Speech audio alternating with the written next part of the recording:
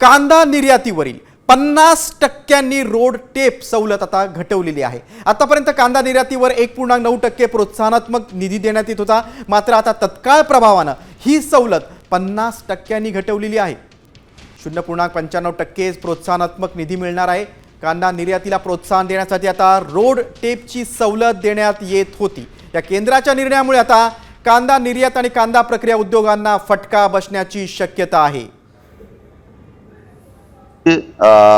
पुरवठा अधिक आहे व मागणी कमी, परंतु सातत्याने व्यापारी वर्ग हा सरकार दरबारी कांद्याच्या निर्यातीला प्रोत्साहन म्हणून 10% सबसिडी द्यावी यासाठी सातत्याने पाठपुरावा करत आहे। परंतु सरकारने आज कुठेतरी या उलट निर्णय घेऊन आणि जी सबसिडी ₹1.90 पर शेकडा होती ती कमी करून 50% 95 पैसे प्रति शेकडा केली।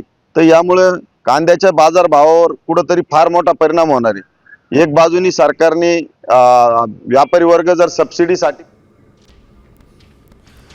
आणि याच महत्त्वाच्या बातमी संदर्भात आपण अधिक माहिती घेऊया। आमचे नाशिकचे प्रतिनिधी अभिजित सोनवणे जोडले गेले आहेत। अभिजित, खरं तर एकीकडे आज शेतकऱ्यांनी भाव गडगडलेत म्हणून आंदोलन केलंय आणि दुसरीकडे आता निर्यातीवरील ही जी आपण रोडटेप सवलत होती ती घटवलेली आहे। काय त्याचे परिणाम होऊ शकतात?